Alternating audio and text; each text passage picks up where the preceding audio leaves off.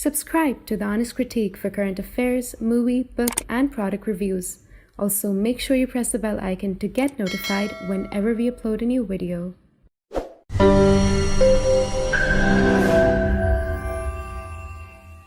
The views, information, or opinions expressed during the video series are solely those of the individuals and do not necessarily represent those of The Honest Critique and its employees. The following video contains strong language which may be offensive to some viewers. Viewer discretion advised. Hello and welcome to a very special episode we are recording today. I have joined by Lieutenant Colonel Sarit Zehavi, who is the founder and president of Alma, a non-profit and an independent research and education center specialized in Israel's security challenges on its northern border. Sarit has briefed hundreds of groups and forums ranging from US senators, congressmen and congresswomen, and politicians to senior journalists and visiting groups in Israel and overseas.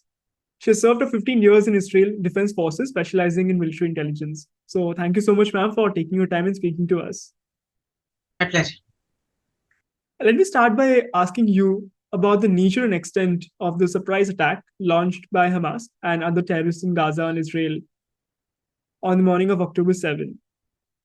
The reason is because Hamas, Hezbollah, Iran, Palestinian Islamic Jihad, and other proxies of Iran in the area wants to annihilate the state of Israel. This is the reason.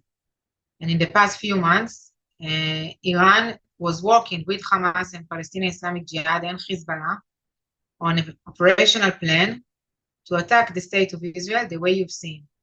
This was an invasion that was meant to eliminate the communities in southern Israel. These are 30 communities of peaceful civilians were attacked while people were burned alive in their houses. They came with special bombs that will be capable of opening the shelters, the iron doors of the shelters. So they will be able to kill the families that are hiding inside. They shot people in their vehicles, burning the vehicles afterwards. And they took in captive into Gaza about 100 Israelis, including women, children, and elderlies. Their mission was to slaughter, to kill, and to create a catastrophe in southern Israel that took the life of around 1,300 innocent Israelis. In reviewing the past 2 years without military confrontation involving Hamas, do you perceive this attack as a shift in tactics and a lack of success in engaging Hamas through economic means, or was it inevitable? I never believed that. This was the ideology of Hamas. It published its ideology. It was known everywhere. What surprised us is the capability, is not the intention. We thought that by trying to improve the economic situation in Gaza, maybe we can buy some time. But we didn't think that Hamas is willing for any normalization process with Israel or recognize the very existence of the state of Israel.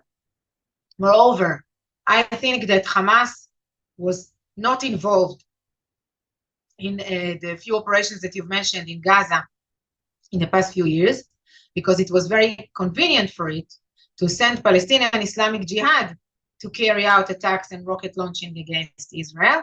And that way he is not punished, only Palestinian Islamic Jihad. And this was our mistake to, follow a policy that if it's Palestinian Islamic Jihad claim responsibility, we will only attack them. And we enabled Hamas to continue its control over the poor Gazians. We enabled Hamas to carry out this catastrophe attack against the state of Israel. But this will no longer happen. We can no longer accept the existence of radical, horrifying, cruel ideologies that believe in the opposite values of what we believe, what we share with India and other countries. They don't believe in peace. They don't believe in calm. They believe in killing and hate.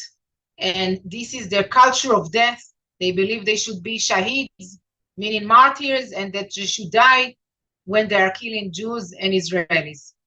And we can no longer accept that, neither in the south nor in the north. A statement from senior Hamas official that Hamas was planning this attack for the past 2 years. In the light of this documented meeting and interaction between Hezbollah's Secretary General Hassan Nasrallah and Iranian officials, could you elaborate on the significance of these interactions and how they contributed to the planning and approval process for the attacks carried out by Hamas and the Palestinian Islamic Jihad on Israel?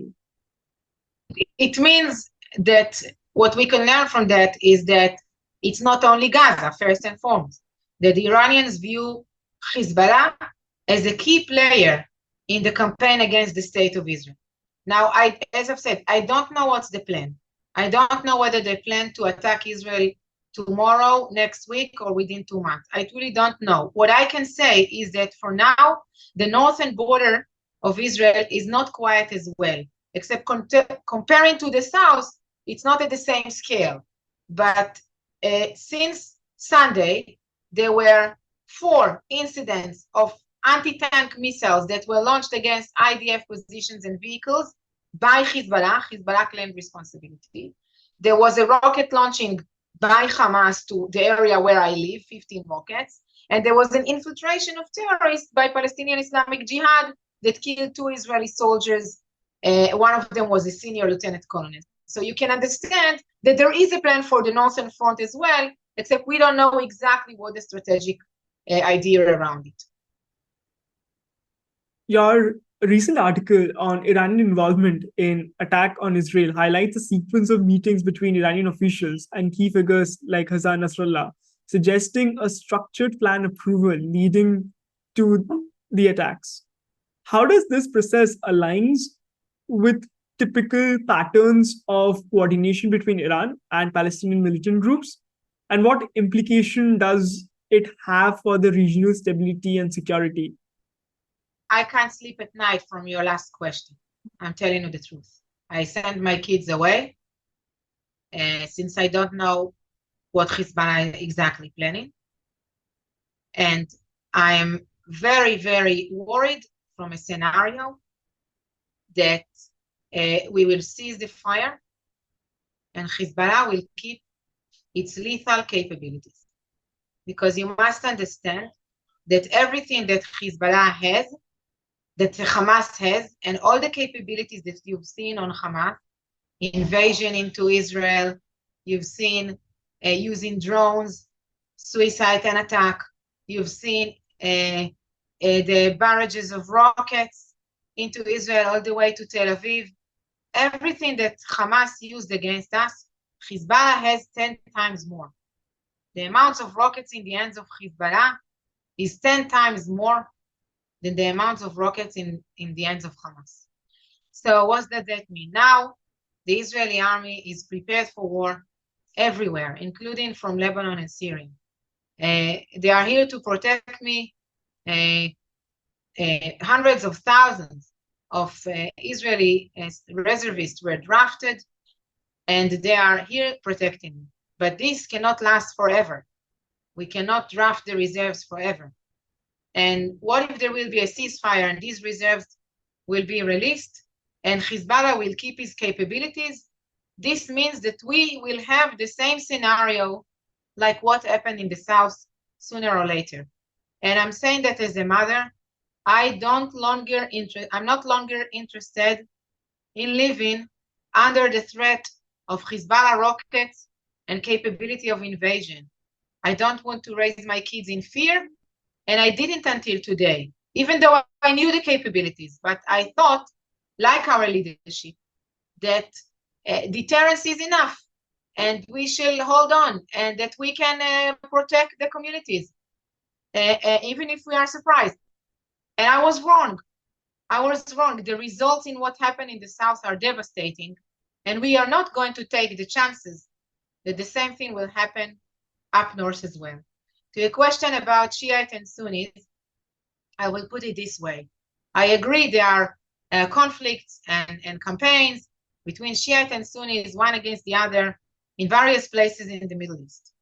Yet, Iran succeeded in mobilizing Sunni Palestinian religious terrorist groups like Hamas and Palestinian Islamic Jihad to the cause of annihilating the state of Israel.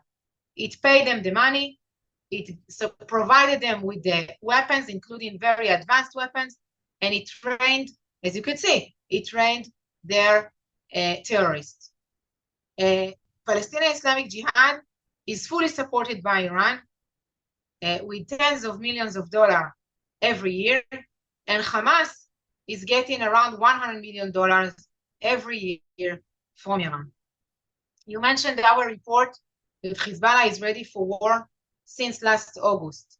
Yes, last August, I mean not 2023, 2022, because when I was traveling almost every day on the Israeli-Lebanese border, I saw the military operatives, the terrorists of Hezbollah, gathering information, spying on IDF movements, learning our routine, knowing my face, building watching towers all over the borderline, tens of watching towers all over the borderline with uniforms. Though there is a UN force in South Lebanon that's supposed to monitor that, including an Indian battalion, by the way.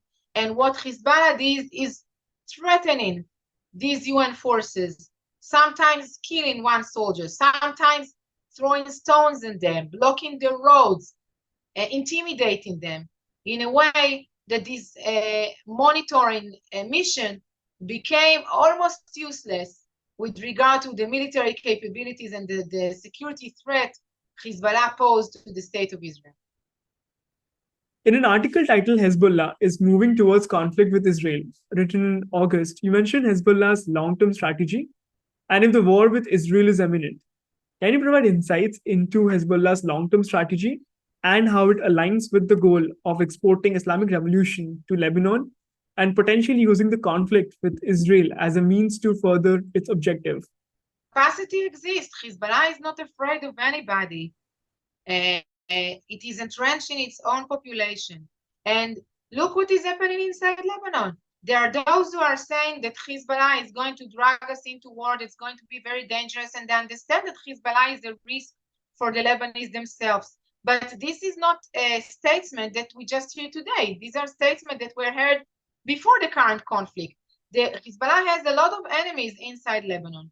Yet everybody understands that Hezbollah is the strongest player in Lebanon, is the most military equipped player in Lebanon, even more than the Lebanese army itself. It is actually below the surface. It controls Lebanon. It's a member of the Lebanese government and the Lebanese parliament. And the reason that Lebanon doesn't have a president now, it's because they couldn't agree upon the president, that since Hezbollah insisting on a president that collaborates with him. The leader of the Druze community, which are maybe 5% of the Lebanese, but 5 to 10% of the Lebanese, but it's a very important community in Lebanon, just supported the Hamas campaign and said that it would not resist if Hezbollah will drag Lebanon into war. What can I say? I appreciate that there is resistance to Hezbollah inside Lebanon, but this resistance is not strong enough to prevent another campaign. Given the assessment that Hezbollah is moving towards conflict with Israel, how do you perceive the organization's motivation for pursuing such a confrontation, considering its belief in the necessity of a reboot and subsequent upgrade in its status within Lebanon itself? Lebanon. What is Lebanon? How can I even talk about Lebanese position? What is the Lebanese position? When you have in Lebanon different kind of positions of different kinds of players, that there is no one army in Lebanon. There is the Lebanese armed forces and there is Hezbollah. So what is the Lebanese position? What does it matter if the Lebanese prime minister says that he's not interested in escalation? Is Nasrallah, the leader of Hezbollah, taking him in consideration? I'm not sure. You know what? I'm sure that he's not. The article lastly mentions varying opinion within the center regarding Hezbollah's desired scope and conflict with Israel, ranging from potential full-scale war to a more limited conflict. Can you discuss the implications and potential outcomes associated with each perspectives, taking into account Hezbollah's political and military influence within Lebanon and its relationship with Iran?